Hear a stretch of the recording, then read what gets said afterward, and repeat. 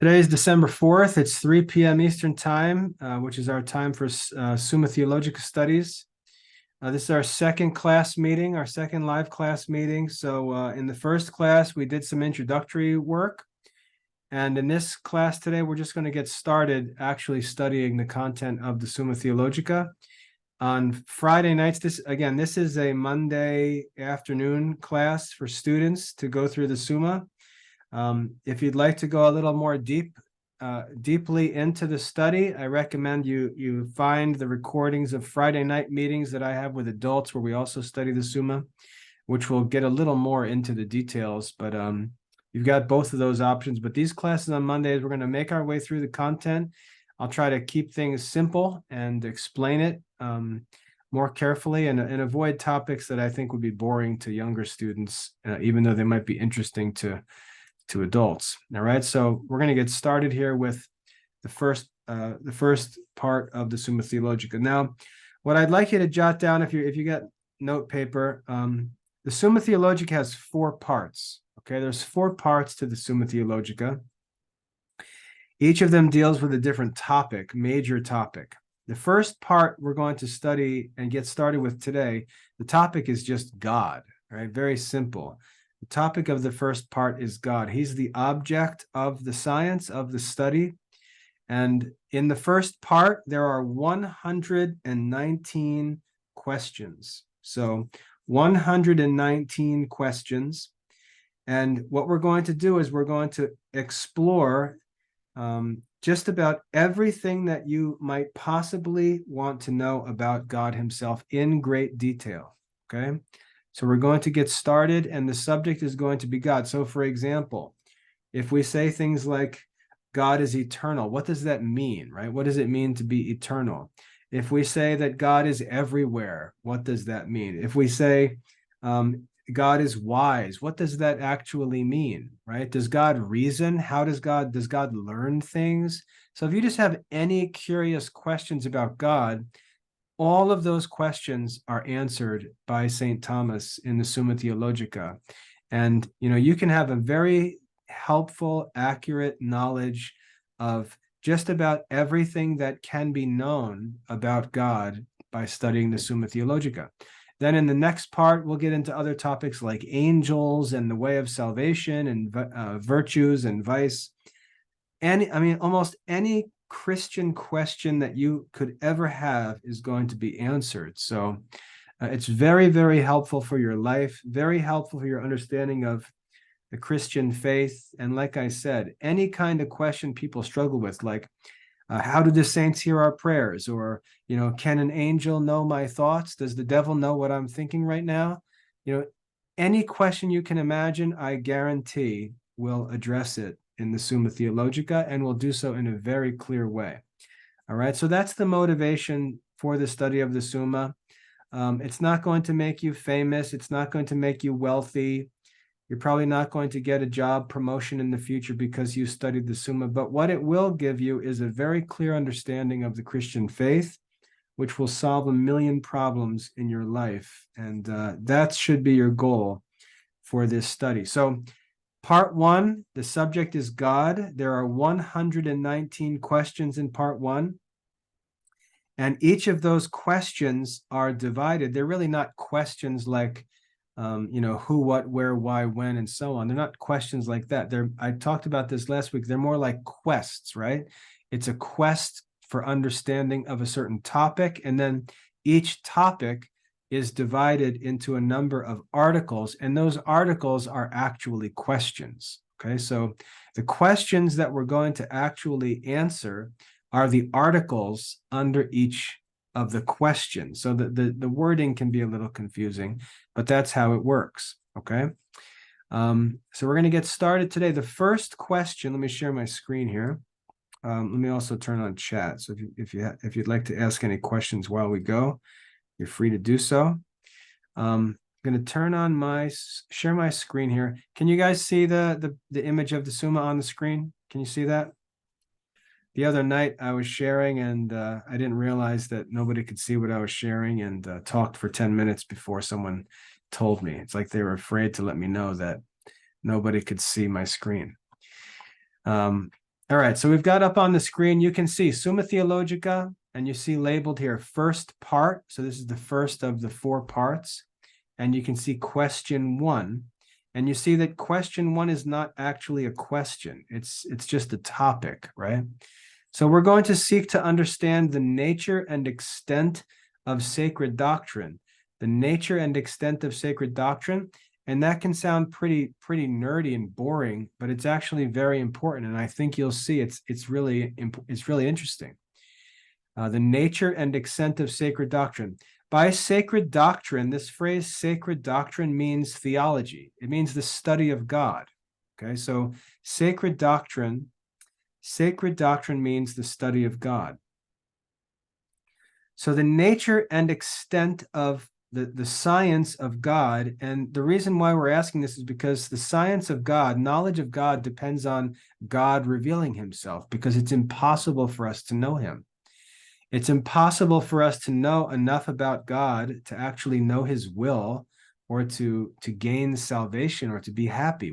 There's no way for us to know enough to actually live as we should. So we're going to need God to reveal himself to us, and we have to ask, on what topics should we expect God to reveal himself, right? What topics should we expect God to talk about? Remember, I talk about this in sacred scripture. We're rational creatures. God already made us rational.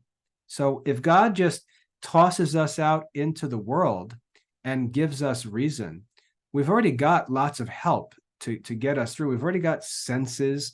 We've already got reason. We've got lots of tools at our disposal to go into the world and figure stuff out.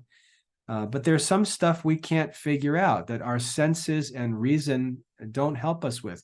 Those are the kinds of things that God is going to have to reveal to us. So he's not going to reveal to you that you should brush your teeth.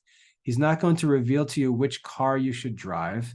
He's going to leave that to your senses. He's going to leave that to reason. If you don't think it's a good idea to brush your teeth, you'll know in a few weeks that you're wrong. So, you've already got ways to figure that out. He's going to leave you to those tools, but the stuff that he's going to reveal to us is stuff that our senses and reason can't possibly figure out. And he's going to reveal them in ways that are reasonable, considering that we're reasonable creatures. So he's not going to treat us like dum-dums, not going to treat us like babies. He's going to reveal things to us as rational creatures. If we're lazy and we neglect our senses and our reason, we don't cultivate reason, well, then, we're going to struggle to even understand scripture when he does reveal himself. But if we do what is reasonable for us, which people did before Christianity even existed, I mean, they studied philosophy and pursued wisdom. If we do what's right in the first place, scripture will reveal enough to us. It'll reach down far enough to us that we can grasp it. Okay? So that's the idea of divine revelation. It's not an excuse to not study, and many people act like this. Many like, let's say like Protestants will often say that everything we need to know is stated plainly in the scriptures. Well, that's not true. There's a lot that's stated in the scripture and not plainly, that's intended for reasonable people to understand. Not everything is going to be plain. If you neglect study and don't cultivate your own reasoning skills, you can read the scriptures, but you're going to miss a lot of what's being revealed, because God is revealing things to reasonable people, not lazy people who use the Bible as an excuse to not study.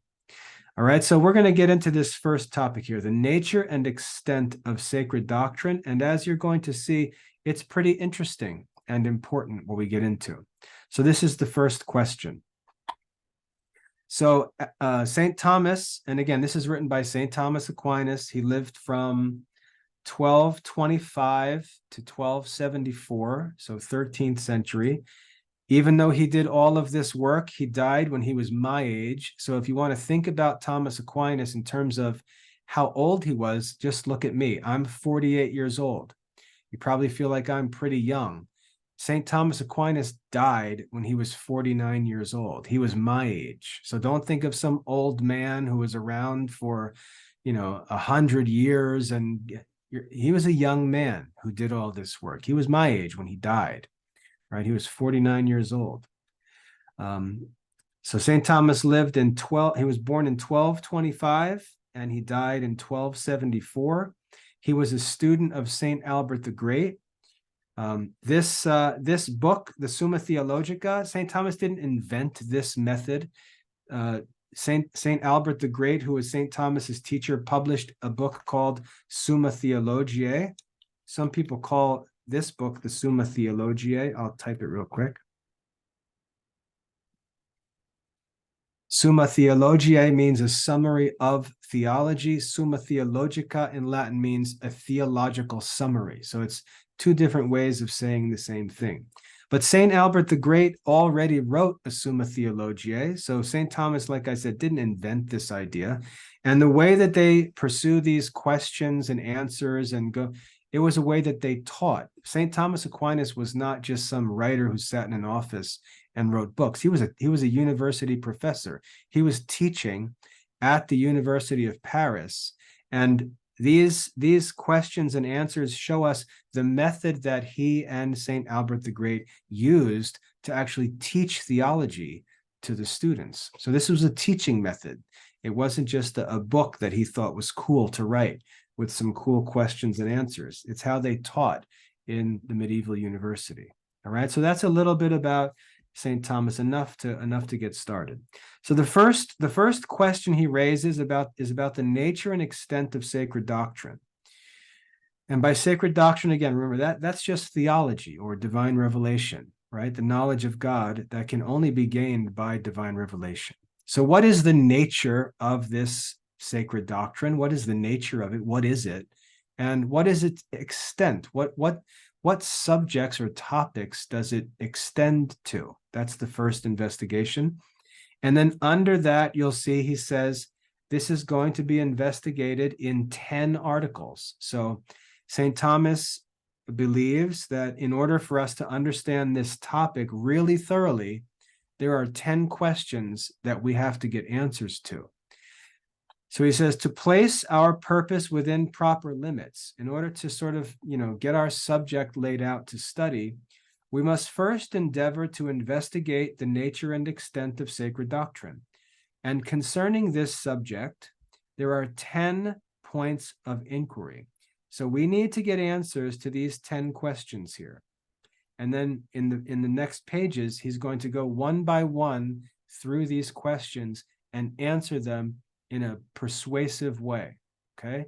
There's going to be no confusion, no uncertainty. He's going to answer these questions and he's going to demonstrate the truth of his answers. So the first question that he asks, he says, we have to answer the question whether sacred doctrine is necessary. Do men need sacred doctrine? Is it necessary? That's question number one. Second, is it a science? Whether sacred doctrine is a science. And what that means is, can we put the knowledge of God into a scientific format, like a systematic textbook? Can we study it and learn it as a science? Now, for us today, we don't know why he would ask that, but it's important to know that in the early church, before St. Thomas, before St. Albert, people didn't believe that theology was a science. They believed that the knowledge of God was just revealed as a gift to people who prayed and meditated and made themselves holy. They believed that God would reveal things to people, like through prayer or through dreams or whatever. And that was really how men learn about God. And there's some truth to that, obviously. But St. Albert and St. Thomas said, no, theology can also be studied as a science, just like the philosophical sciences. Theology can be studied in the same way. So St. Thomas has to prove that, because that's a new idea in church history. So he's going to answer the question whether sacred doctrine is actually a science. Is this something that we can study and teach just like any other of the sciences? Question 3, whether it's one science or whether it's actually a number of different sciences that need to be studied. Question 4, whether it's speculative or practical. Speculative science means a philosophical science that stays with us. It's an intellectual study, okay? Speculative. Practical means it's something that we learn and do something with. It produces something, right? Is it a speculative science or is it a practical science? 5th, how is it compared with other sciences? How does it compare to other sciences? 6th, whether sacred doctrine is the same thing as wisdom. That's an interesting question. Whether sacred doctrine, whether theology is really just the same thing as wisdom. Number 7, whether God is the subject matter of science. Can we actually study God himself? Can we know God scientifically? Is God the subject matter of this science? Number 8, whether it is a matter of argument, that is, whether it can be proven by means of argumentation. And again, that relates back to question 2, right? Whether it's a science. Is this something we can argue about? Are there proofs for this stuff? Or does it just depend on God's revelation? Like God can reveal and say he's a unicorn, and that's just it. There's no, no argumentation. It's just he reveals whatever he wants, and we just accept it. Is it all just random information that God reveals, or is it something reasonable that can be proven or disproven by means of reasoning? Number 9, whether it rightly employs metaphors and similes. If God reveals himself to us and speaks to us, if he gives us sacred writings, is it okay for those writings to include figures of speech like metaphors and similes? Isn't that going to make it really complicated? If God says, for example, we saw in sacred scripture class today, God was walking through the garden. This is divine revelation. Does God actually have a body? Does he actually physically stand in a garden and walk through a garden? Or does sacred doctrine rightly employ figurative speech like metaphors and similes? How should we understand divine revelation? And then number 10, whether the sacred scripture of this doctrine, whether the writings of this doctrine may be expounded in different senses. And expounded just means explained. So if we read the sacred scriptures, is there just one meaning and we have to try to make sure we get that meaning, or are there mysterious different levels of meaning? Could one passage be interpreted in 3 or 4 different ways? How should we interpret? How should we understand? How should we use the sacred scriptures? So those 10 questions, he says, are the questions that we need to study in order to understand this topic of the nature and extent of sacred doctrine. So your goal for this study, here's your goal, ready? If I were to ask you each of these 10 questions, your goal at the end of this study, your goal is to be able to tell me what the right answer is. Okay, so if I ask you, is sacred doctrine necessary? You need to be able to tell me rightly yes or no. And some of these, it may seem like the answer is easy, but they're not always that easy. So you're going to need to explain to me whether sacred doctrine is speculative or practical. You don't even know what those things mean yet. But when we're done, you're going to have to be able to answer these questions. Is it the same thing as wisdom? You need to learn the answer to that. So when we're done, your goal is to be able to answer these 10 questions. And if you can rightly answer these 10 questions, you'll know what needs to be known on this topic of the nature and extent of sacred doctrine. Okay, so your goal is to learn the answer to these 10 questions. Now, each of these questions becomes one article. So you can see the first article here is just the study of this first question. All right, whether it's necessary. The wording changes a little bit, but it's the same question. And it actually helps us to understand the question a little more clearly. So the question was whether theology or whether sacred doctrine is necessary. Here under the first article, St. Thomas, rewords it a little and says whether Besides philosophy, any further doctrine is required. That's what he means by whether or not it's necessary. Whether besides philosophy, any further doctrine is required. Now, take a person like me. I'm a classicist. I came into all of this stuff from a secular philosophical, I used the secular door. I used the philosophy door to get into Christianity. I didn't start as a kid studying the Bible. I didn't have parents teach me any catechism. I wasn't raised in the church. I started studying philosophy. I started as a secular philosopher reading philosophy, and that philosophy led me to Christianity. What St. Thomas is asking here is, does a person like me, William Michael, who studies philosophy, does he need anything else in order to know what needs to be known about God? So that's the question, right? Is there any further doctrine required, or does William Michael have everything that he needs in his philosophy books, right? I've got natural philosophy, I've got rational philosophy, I've got moral philosophy. Doesn't that cover everything? I mean, even metaphysics is called theology in ancient Greece. So do I have everything I need in philosophy, or is something else necessary? That's the first question, all right? Now, what he does here, and I'll just take a little bit of time for this first question because I want to make this really clear for everybody. He asks the question, and notice this is just like asking a question for an essay, right? It's like asking a controversial essay question, or like I did a couple weeks ago in our composition class when I asked whether Diet Coke is healthier than orange juice, right? We just have this controversial question proposed. And if you notice, all of these questions are special because they only allow for a yes or no answer. So he doesn't ask questions like, he doesn't ask questions like, what is an angel, right? That's not the question. He'll ask a question like, is an angel a spirit, or does an angel have a body? Every question he asks leaves us with a yes or no answer, which makes it pretty simple. We just have to answer yes or no, but we've got to prove our answer once we've made that answer. So it's a simple yes or no question, but it's controversial. He's not going to ask any obvious dumb questions like, is God strong, or is God bigger than a mouse?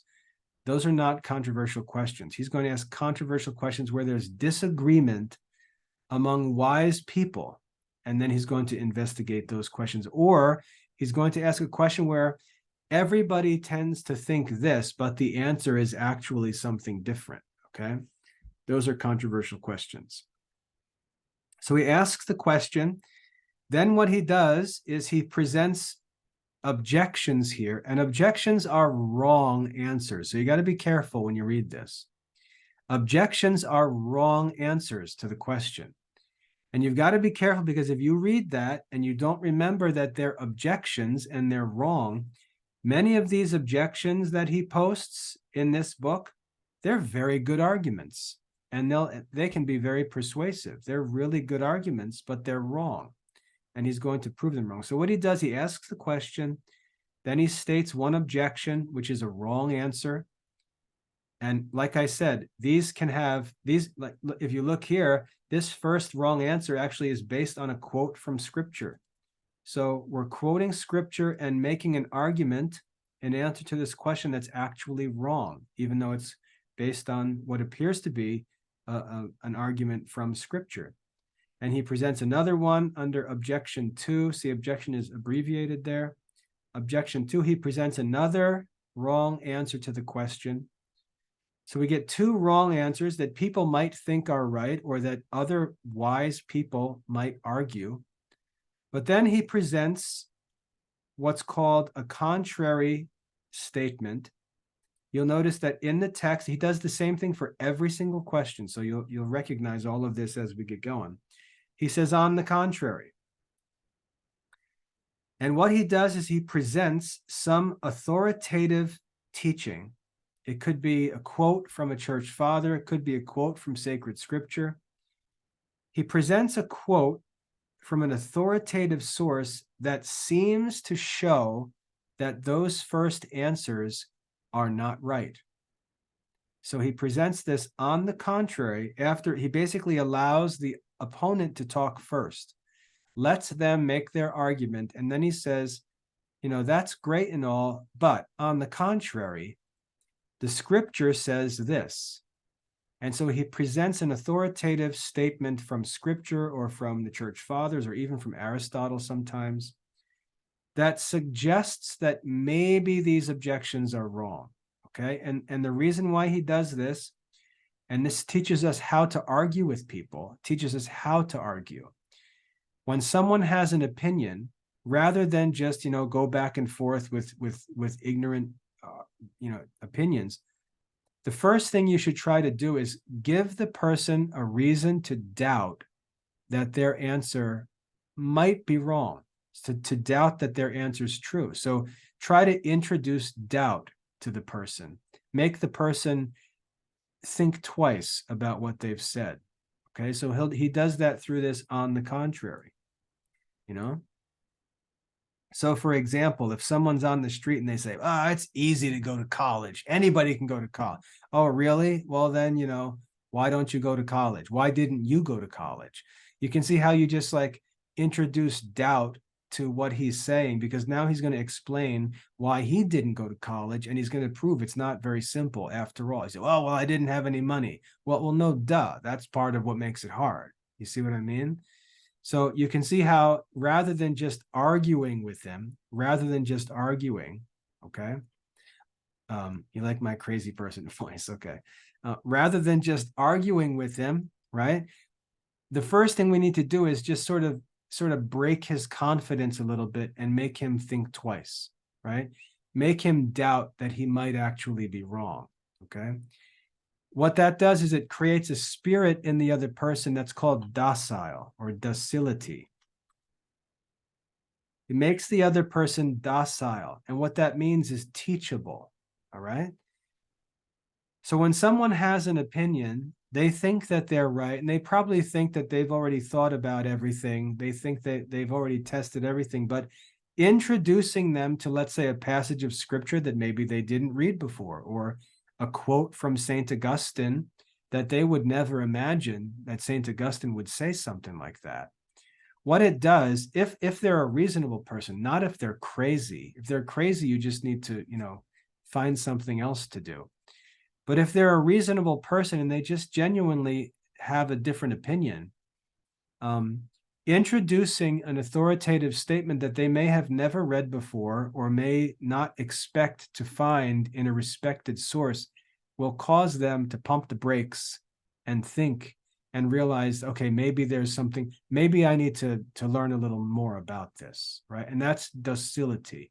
So the goal of that, on the contrary, is to make the opponent docile, right? Or open to listening, open to being taught something or learning something, okay? St. Thomas does that by this on the contrary statement.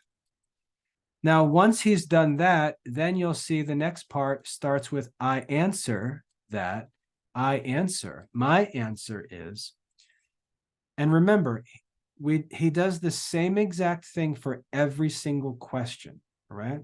The objections are given first, then the on the contrary, then his answer, and then he goes back and responds to the false arguments and proves that they're false. So it's the same exact structure in every single lesson, every single article in the whole entire Summa Theologica. Same exact process. So in this next part where we read, answer that, he states his answer to the question. And so remember before I said, your goal is to look at these 10 questions for this first question, these 10 articles. And your goal is to know the answer to all 10 of those questions, right? So when you get down to where he writes, I answer, he tells you the answer, all right? He says right in this first sentence, it was necessary that there should be knowledge revealed by God beside philosophical science. So with this first question, sorry for scrolling, with this first question, is sacred doctrine necessary? Tell me in the chat, yes or no. What's the answer? Is sacred doctrine necessary? Who's paying attention? Yes. Okay. So we see St. Thomas answers the question. Yes, you're going to have to deal with scroll phobia here. He answers the question right in that first sentence. Again, I apologize for scrolling, but just how life works. He answers the question, it was necessary for man's salvation that there should be a knowledge revealed by God besides philosophical science, built up by human reason. So it's that simple, all right? He tells you the answer to every question. The goal of your study is to find St. Thomas's answer. That's your goal number one. Find St. Thomas's answer. You'll notice in the lesson assignments, I don't ask you to write out all of the arguments. I don't ask you, how does St. Thomas prove his answer? I don't ask you that. I simply ask you to state the question, state the article question, and then tell me what St. Thomas's answer is. So you've got to read it, find St. Thomas's answer, and write that on the assignment. It's very simple, okay? Sometimes, once in a while, there's a question where it might be a little difficult to figure out exactly what his answer is, but almost all the time, almost every time, it's crystal clear, okay? You can also use hints from the objections, because whatever the objections say, it's probably the opposite of that, okay? But your first goal is to simply learn St. Thomas's answer to the question. So whether sacred doctrine is necessary, obviously we read that it was necessary. You can't get much easier than that. It's stated right there at the beginning of his answer. And again, his answers aren't always stated at the beginning, so you've got to read through it. Sometimes he might be careful. He's trying to make a distinction, and it might seem like he's saying something, but he ends up saying something else. So you got to make sure you read it carefully. But you're just looking to find his answer, okay? So let's look at his answer. He says it was necessary for man's salvation that there should be a knowledge revealed by God besides philosophical science, which is built up by human reason. Now, it's important to note that he's adding some details here as he answers this question. He's adding some details. First of all, he explains exactly what philosophical science means. Philosophical science is knowledge built up by human reason. That's what philosophical science is. Philosophy is knowledge built on human reason. Okay, so remember when I said William Michael over here is a classics guy who studies philosophy and classical literature and history, all these secular subjects. William Michael has knowledge that's based on human reason and observation. Do I need something more? St. Thomas's answer is yes, you punk, you do need something more, right? There's more that you need than just philosophical science, because your philosophical science is just based on human reason, all right?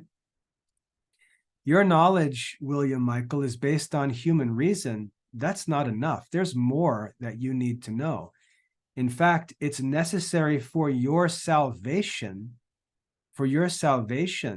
that you need more. There's more for you to learn that you're not going to find in your classics books and in your philosophy books. There's more that you need to know. So it was necessary because in order for us to attain salvation, we need to know things that are not available by human reason alone. So there is another science necessary, okay? And then he gives us some reasons. He explains why. First, because man is ordained to God, in other words, man's whole life is ordered to God. God is the end of man's life. Because of that, the end of man's life surpasses the grasp of reason. The end is beyond reason. You can't see God, smell God, touch God, taste God, feel God. You can't just reason about God, because even reason is dependent on what we can learn through the senses. reason doesn't reach high enough to give you the knowledge of God. God is beyond reason, and yet you were created for God. So in order to fulfill your end or your purpose, you need something you need knowledge, I should say. You need knowledge that you cannot get by human reason or observation alone. All right. And then he goes on, he quotes sacred scripture as support for his argument. He says, the eye has not seen what things you have prepared for them that wait for thee. There is knowledge that reason is not able to lead us to. Then he goes on to say, the end must be known by men. We have to know what our end is, or else we can't direct our thoughts and actions to that end. If I don't know what the purpose of my life is, if I don't understand the end, what in the world am I supposed to do? I don't even know what to aim at in my life.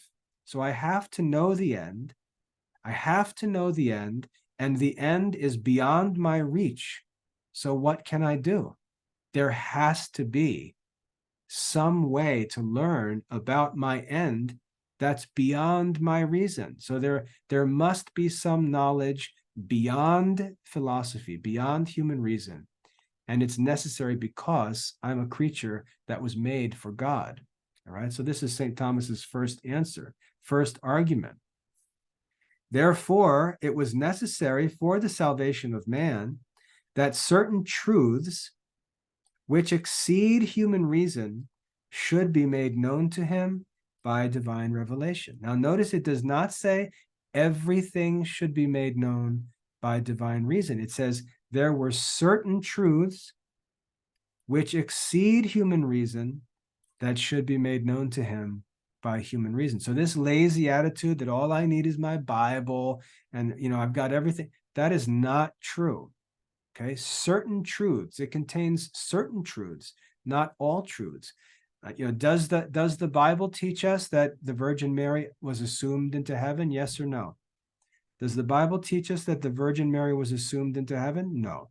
Does the Bible teach us that the Virgin Mary was conceived without sin? Yes or no? Teach us the Immaculate Conception? Does the Bible teach us that? No. No, it doesn't. Does the Bible teach us that we need to obey the Bishop of Rome, that the Bishop of Rome is the head of the church? Does the Bible teach us that? No, it never tells us to obey the Bishop of Rome. Okay, so the idea that the Bible teaches us everything, if you believe that, you're going to end up being a heretic. You're going to end up being a Protestant or some false believer, because not everything that needs to be known about God needs to be revealed by divine revelation. Only certain truths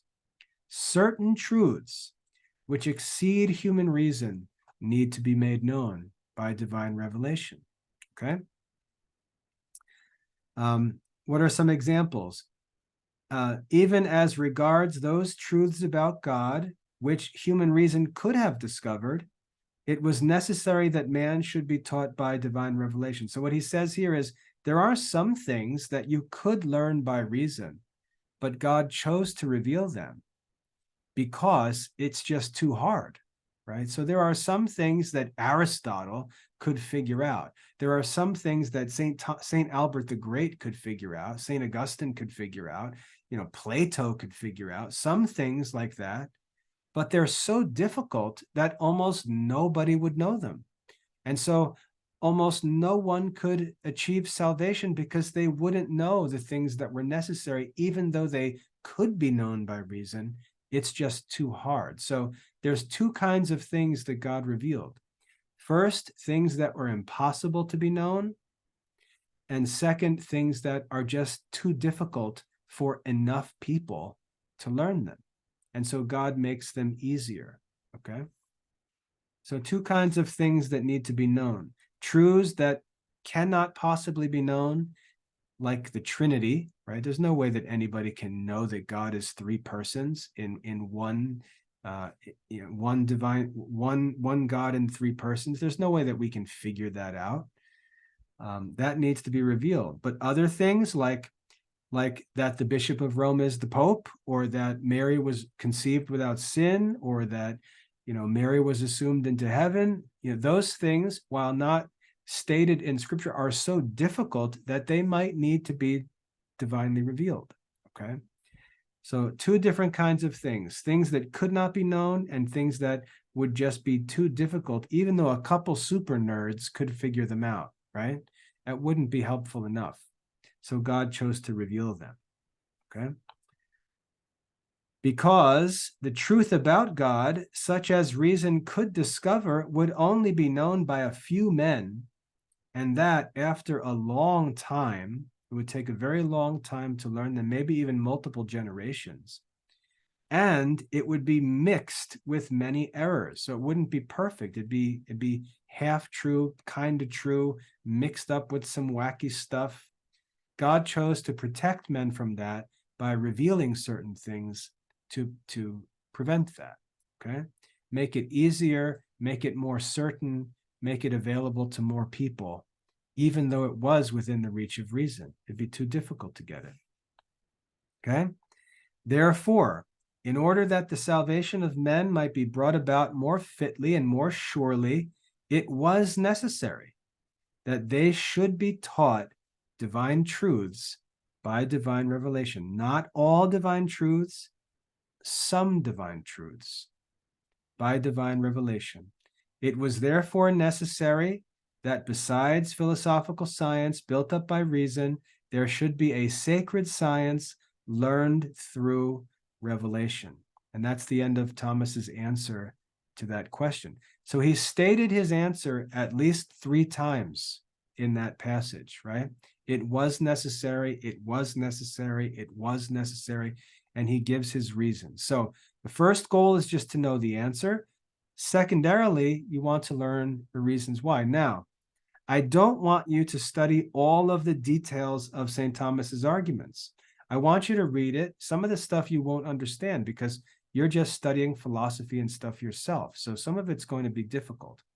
I want you to see what St. Thomas's answer is. That's easy for anybody. And then when he starts to make his arguments, I want you to ask the question, what truths does St. Thomas use to start to answer these questions? That's what I want you to pay attention to.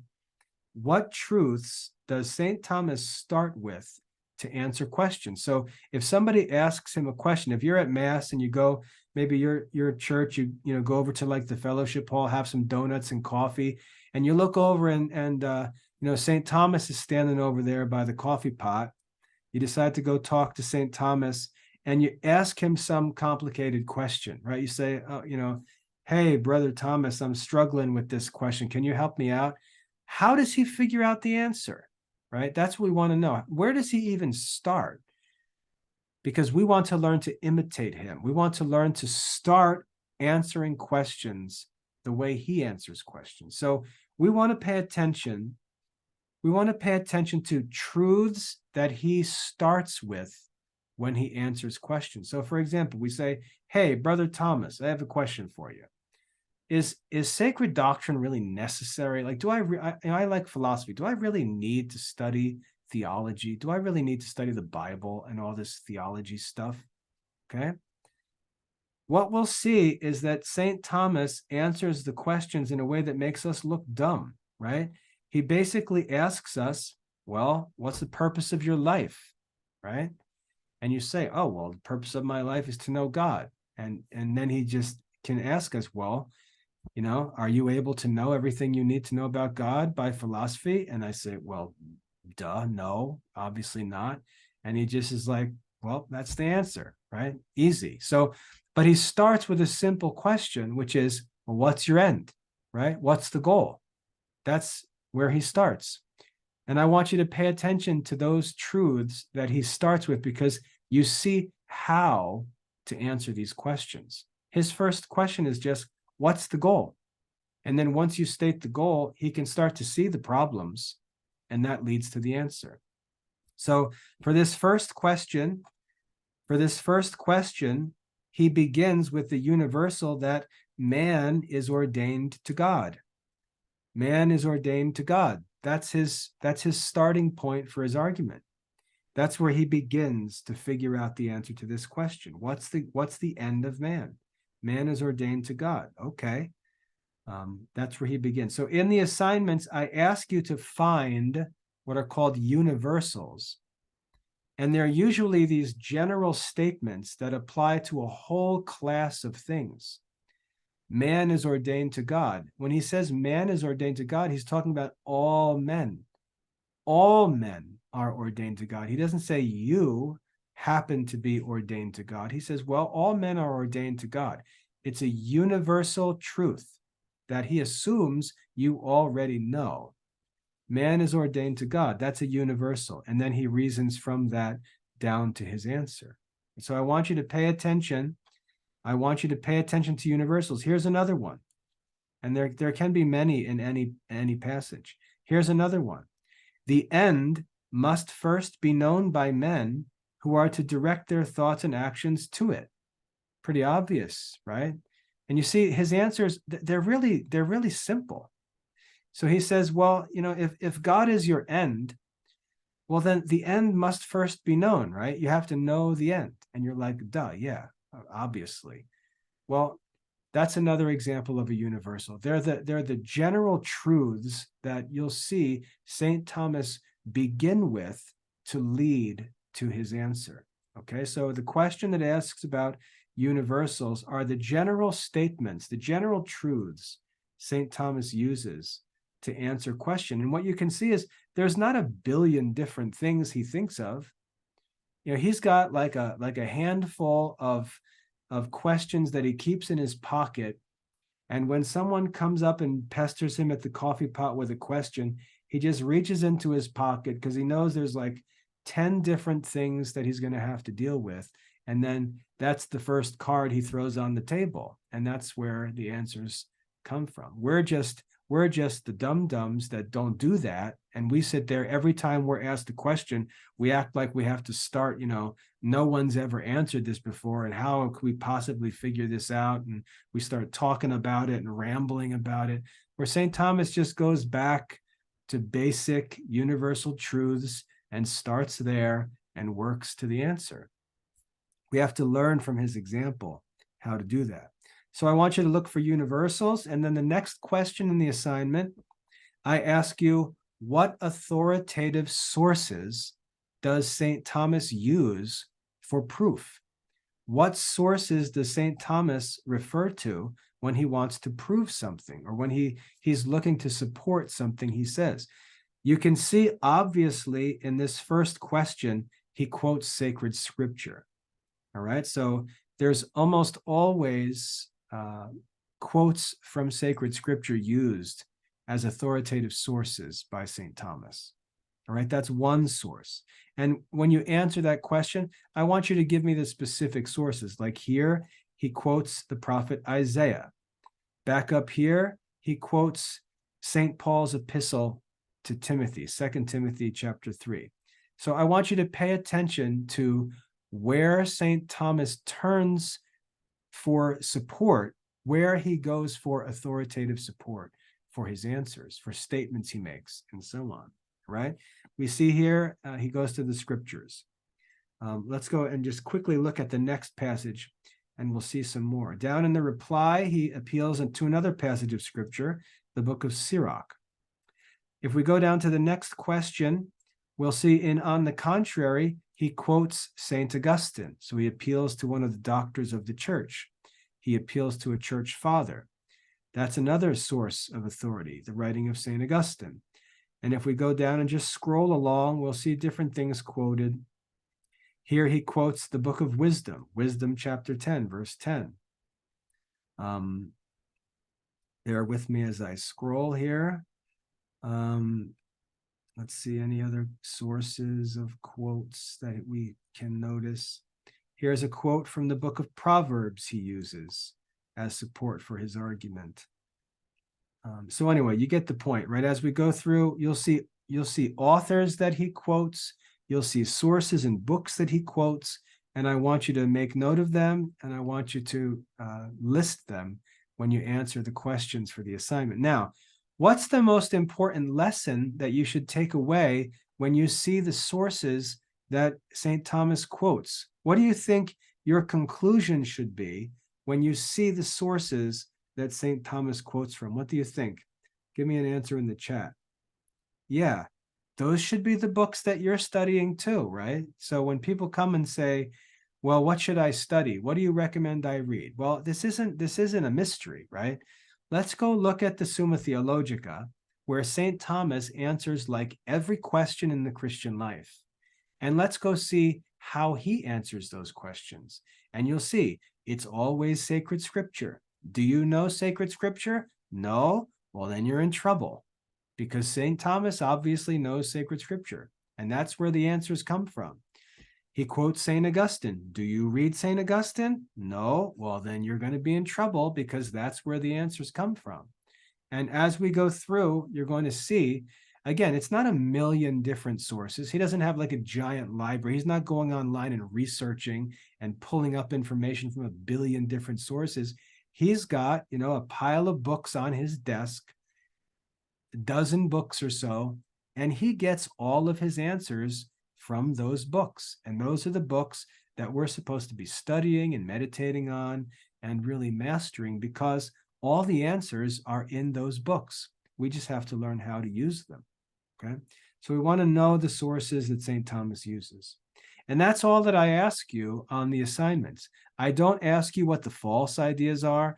I don't ask you how St. Thomas disproves the false ideas.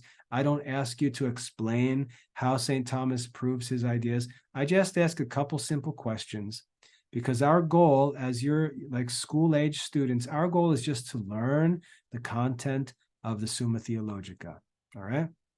That's the goal. All right.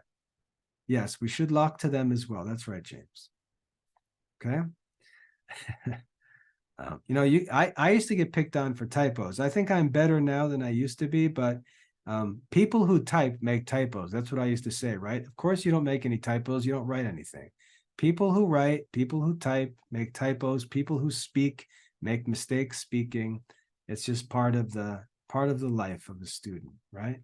We can't always be careful. And also, those who are reading, you're also allowed, as a reasonable creature, you're allowed to fill in that missing letter. You can take that big sacrificial step and supply the missing letter and not be a pain in the neck. Okay, so there's two sides of that story, right? To act like you're totally confused, to act like you're totally lost, right? Like, oh, you wrote L-O-K. What exactly are you trying to say there? I don't know what you're trying to say. No. Use your brain. You're a rational creature. There's 73 letters that needed to be typed, and I typed 72 of them, and you honestly can't figure out what I said. That's a good example of how divine revelation works, right? Okay, God reveals some things. There's like a letter missing, and we pretend we can't figure it out. No, you're supposed to be rational. All right. Anyway, so you guys, hopefully you see the structure of the Summa. And so that's it for the first question, right? The first question, or the first article of the first question. I'm going to scroll back. So just close your eyes for a minute. You can just close your eyes and I'll tell you when I'm done. Maybe that's how we should do it. I should just say, close your eyes, and then I'll scroll and I'll say, okay, open your eyes. Okay, you can open your eyes now. So these 10 questions, 10 articles. The first question, whether it's necessary. Is sacred doctrine necessary? What's the answer? Is sacred doctrine necessary? Yes. All right. That's what you need to know. Okay. It's important for you to know that. So know the answer, know the sources St. Thomas quotes from, know the general truths that he uses to begin his reasoning when he answers the question. And then at the end of each assignment, I ask you to give me a quick summary. Okay. So that's it. Now, we went through the first article, which is the first question here, but there's 10 articles just for the first question. And remember, there's 119 of these questions. So that's 10 articles for just one question. And there are 119 questions. And that's just part one of 4 parts of the Summa Theologica. So you can see there's a lot of stuff in this book. There's a lot of stuff. Now, obviously, it's going to take you a long, long time to study all of this, but you don't really need to do that to start making use of it. And I shared this before, and I'm going to share it again, if I can just find it real quick. I have the whole Summa Theologica on one web page, which you are welcome to use. I'll share the link. So once you get the hang of the Summa, once you're comfortable with it and you see how it works, right? You understand that the objections are wrong answers. Then the I answer part is the right answer. And then the replies are explanations of why the objections are wrong. Once you understand how it works, you can start using it all the time. So if you've got a question, if you've got an essay to write, if you've got a research paper to write, in college and you're in a politics class and your professor assigns you a paper and you've got to write an essay on whether or not, nuclear war can ever be justified. You don't sit there and stare at the wall and try to figure it out. You've got lots of resources to use. The first place you can go, or one of the first places, is go to the Summa and see what Thomas Aquinas said. For example, if I come to the Summa, I can just hit Control F to search, and I can just type war. And I can just see, I might want to be a little more specific. I can type war, and I can see that Thomas Aquinas speaks about war 62 different times. There's 62 places in the Summa where St. Thomas talks about war, and I can just start skipping through and see what it says, okay? I can just start skipping through, find all the places where Thomas Aquinas mentions war. Like here in the second part, he actually has a whole section of war. Well, that's where he's going to teach us about the principles of war. So I can go there and read that. See if I can find it real quick. Oh, here it is. So question 40 in part 2, the topic is of war. Whether some kind of war is lawful, whether it's lawful for clerics to fight, whether priests can go to war, whether it's lawful for people to lay ambushes and try to trap their opponents, whether it's lawful to fight on holy days. So if it's Sunday and your enemy is attacking, is it okay to fight on a holy day? Is it okay to fight on Christmas Day? What if the Muslims attack Christians on Easter Sunday? Is it okay for them to start butchering Muslims? Those are important questions, right? And so you can see if you needed to answer a question like whether war can be lawful on a college politics essay, St. Thomas has already answered that question. Why not go read St. Thomas's answer and see all the arguments and the details and use that to write your paper, okay?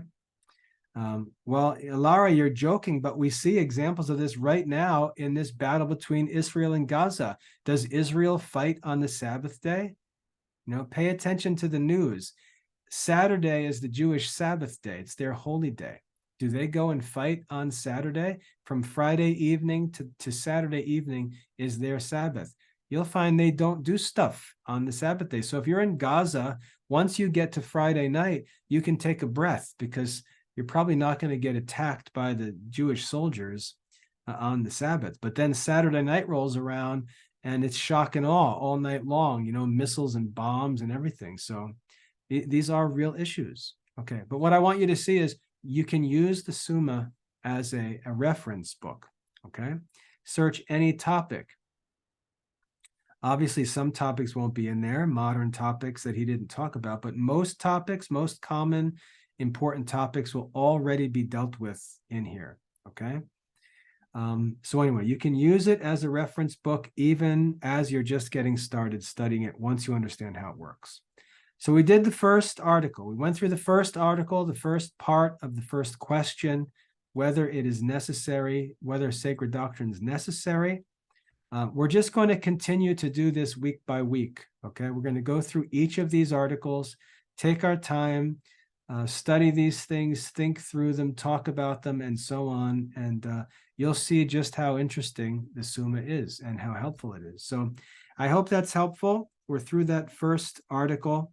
Unfortunately, there are 10 articles for the first question, so it's going to take some time. And the first lesson requires you to study all 10 of the articles, but we'll just make our way through them. And over time, we'll probably get faster and faster because the material will be more familiar. But every Monday at 3 o'clock, we're just going to make our way through the Summa and talk about it.